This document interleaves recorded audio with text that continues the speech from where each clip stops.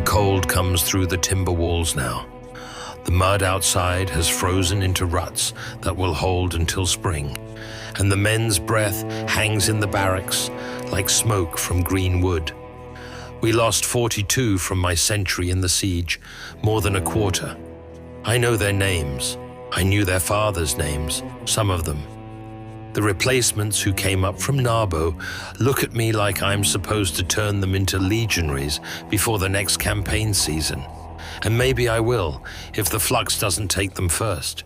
Marcus Antonius Primus stopped by my fire last night. He's been with the 6th since we marched into Helvetii territory. Older than me by 5 years, steadier in some ways.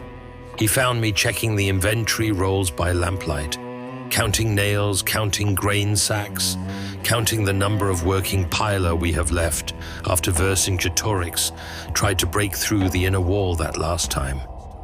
"You're still at it," he said, not a question. "Someone has to know what we have." He sat without asking, poured himself wine from my cup. That's Marcus. Takes what's offered and offers what he has. You know what Cato would say about this. All this counting. Cato's in Rome, writing letters. I'm in Gaul, keeping men alive. He smiled at that, but it was a sad smile. The Stoics say fortune turns. You think fortune's turned for us? I set down the wax tablet. My hand was cramping anyway. I think we're still here. He waited. Marcus knows how to wait.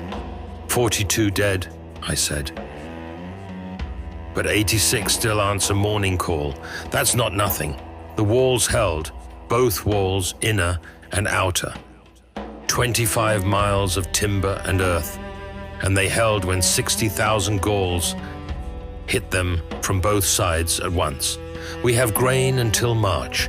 We have working forge tools. We have this fire. We have the fact that we're sitting here drinking wine instead of dead in a mass grave with Gallic spears in our backs. That's gratitude? Marcus asked. That's inventory. Gratitude is what you do with inventory. He refilled the cup, pushed it toward me. Explain it to an old soldier. Outside, someone was singing. One of the 13th's men, drunk probably, singing something obscene about a girl in Massilia. The kind of song you hear in every camp, the kind that means men still have the spirit to be stupid. I listened to it for a moment. I wanted the siege to end differently, I said. Faster, with fewer men in the ground. I wanted Vercingetorix to surrender in July instead of October. I wanted that moment when the Gallic relief force broke through the outer wall. I wanted that not to happen. I wanted to not hear Publius Crassus screaming when the slingers caught him in the open. Marcus was quiet now, watching the fire. But wanting that doesn't make grain appear, doesn't make the dead walk, doesn't make the new men know how to hold a line under cavalry charge. What I have is what's in front of me. 86 men, most of them still green, but learning, 6 veteran file leaders who know their business, working weapons, enough food, and the knowledge that we held this ground when it mattered. And that's enough? It has to be, because if I spend my time cursing what's missing, I lose track of what's here. I start making bad decisions. I push men too hard, trying to replace what's gone. I stop seeing what they're capable of now and start comparing them to ghosts. That's how you lose a century, not in battle, but in the months after, when the commander forgets to notice what's still standing. Marcus drank, wiped his mouth. The replacements, you think they'll make it? 3 of them will be good. 2 might wash out when we march. The rest will be adequate if I train them right. That's more than we had yesterday, when they were still in Narbo, not knowing which end of a gladius does the work. He laughed at that, a real laugh this time. Then he said, You've changed since we crossed the Rubicon into Gaul. You used to complain more. I used to have more energy for complaining. Now I have men to keep alive. That's not what I mean. You used to expect things to go right. Now you expect them to go wrong. But you're calmer about it.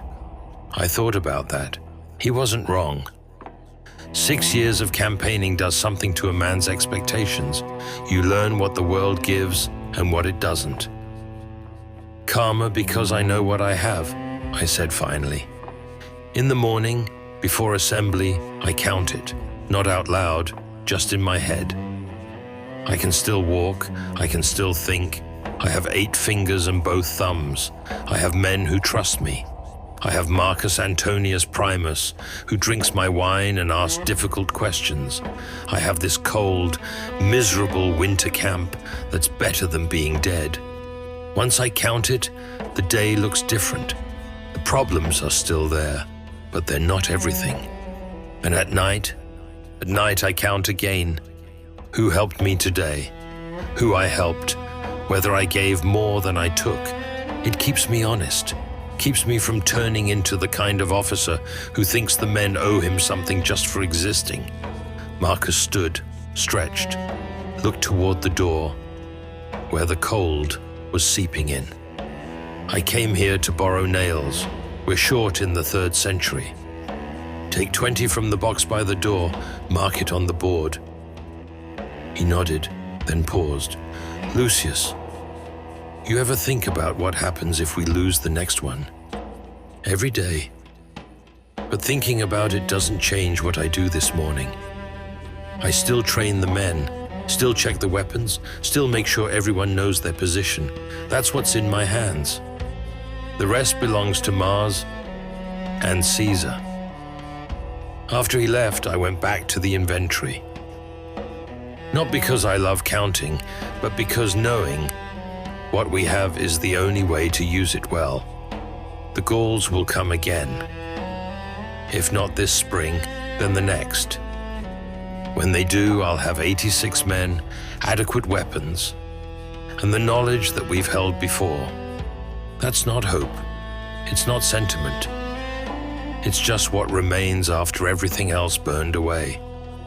And it's enough to build the next day on.